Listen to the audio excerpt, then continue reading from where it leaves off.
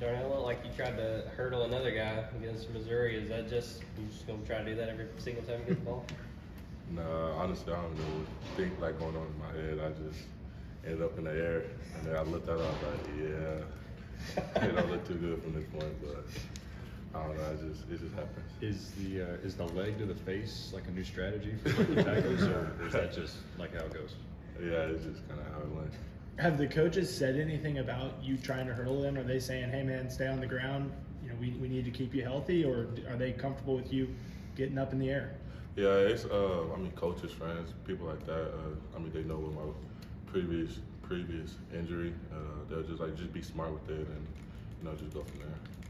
Do you think the fact that those guys are diving at your legs probably encourages you to try and jump over them, knowing they're going to go there so often? Yeah, I feel like that a lot. So I mean, that's just kind of how I move on with it. And then the other big collision you caused on the field where literally you sent two guys bouncing backwards. Walk me through that play and what you saw, and then see them on the ground when you get up. I just ran my route, and I mean, it was a guy trailing on me. So I mean, at the ball, I just went for the ball, and I didn't see him. It just happened. Like, I'm thinking no safety was over there. I'm like, oh, this touchdown, because I had my guy behind me. So as soon as I caught it and turned my head, I was like, okay, wow. You mentioned that injury that you had earlier, the previous ones.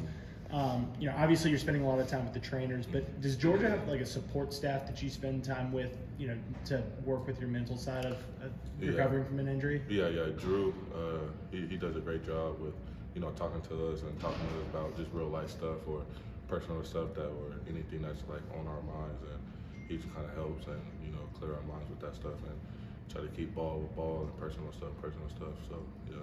How important is that to have somebody on your side when you're away from a sport that you love so much? I feel like that's very important. I mean, when you go on the field, you just want to play the best as you can, and if you think about other stuff, and then that may get in the way of you playing your game. So yeah, very important. We talked to you a few weeks ago about Coach Hill coming in and joining the staff. Just what do you think about how he settled in, and how he's gotten adjusted? When I see Hill on the field, I mean, he's not really with the tight end, so like I don't really see him all the time. But when I see him out there, joking, playing with my teammates and things like that. But I feel like he's adjusted, more and more, and trying to get better from there. Darnell, what's the feeling coming into this Auburn game? I guess the expectations for you guys are so high that there's grousing sometimes, even when you win tough against Missouri. What's the mentality inside the locker room, getting ready for this Auburn game, and knowing that anybody can sneak up on you? Yeah, I mean, we know a little history about it. Kirby showed a clip a day of just a rivalry about this game, and we approach it as any other game as we approached it last year, or the first game of the season. We just approach it, and just want to attack it. So the injury report said that Arian is questionable at the moment. Is he practicing, or like what is he looking like on the field right now at the moment? Yeah, Aaron's out there. He's out there practicing, running around. But I mean, with me, I really don't know his injury and like when he comes back. So what does he bring to this team, like when he is on the field? Obviously, you guys got him back in the Missouri game. Yeah, I mean, everybody know Aaron full speed. I mean, he's a track star, so I mean, he brings a lot of speed to the offense. On Saturday after the game, Coach Smart talked about how you really stepped up as a leader and, said the backs need to get behind you and everything. Just kind of go through what you were saying to them and how important it was for you to step up that day. Yeah, I just felt like in the locker room, like anything's possible. We to come back. I mean, I just had a gut feeling. I was just like, I just had a feeling that we were going to win. So I mean, I was just like, let's pick it up and just everybody do their job. And then fourth quarter came around, the fellas just got stronger. So I was just like, it's now or never. Was that a spur of the moment type thing? Was that something you were thinking about actually going into the locker room of that game? Yeah, I mean, yeah, you just said that. That you were thinking about it? Or? Yeah, that I was thinking about it. Going into the locker room at halftime, I was just like, man, there's a lot of game left. Still 2 quarters, still another half. So I was just like, we got what it takes.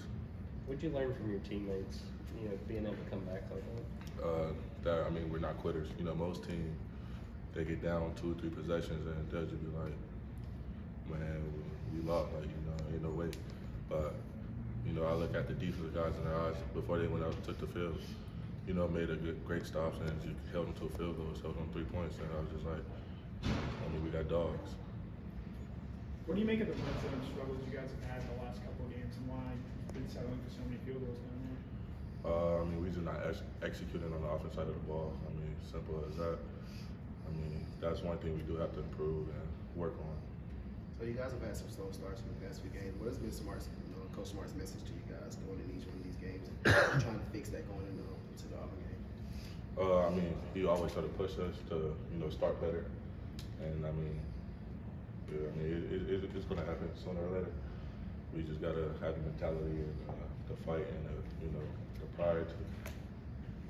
You really embraced the role of blocking this season. How does blocking, and especially on the play with Brock Bowers broke free against Kent State, I saw you made a big block and you were celebrating running 50 yards down to the end zone. Do you enjoy more scoring a touchdown or making a big block that leads to a touchdown? I feel like, I mean, they're both very important. I mean, if no one blocks, who will? I mean, simple as that. I mean, I don't know. Scoring touchdowns is a fun feeling, but also springing one, you know, with the lead block is also another thing. Because I mean, nothing goes unrecognized. So. You're always putting guys in the dirt. Do you have a pancake count? Amount of guys you put in the dirt? No, I actually don't. I just live life and just play the game to the fullest. Obviously, it's a big loss with AD being out, but what do you think the other wide receivers and the tight ends have gained from, you know, that loss and kind of just next one up? I feel like with the younger guys like Dylan Bell and guys like that, it just boosted their mentality to come out and just be the next guy, you know, stepping up. And speaking of like adversity and stuff, you guys have obviously ended games in different ways that people didn't expect. But what do you think that you guys have gained with winning games in different ways, not just blowing people out? I feel like it just, you know, battle test us, you know, in many ways, and I mean, it just helped the team and just shows the team that like anything's possible.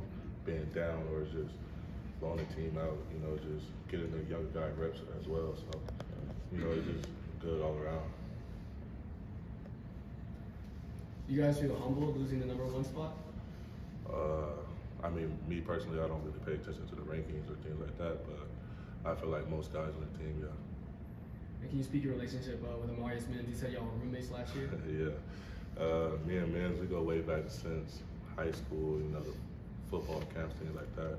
He's a funny guy, and he's like another brother to me. Any questions? All right, thank you, Darnell. Thanks, Tony.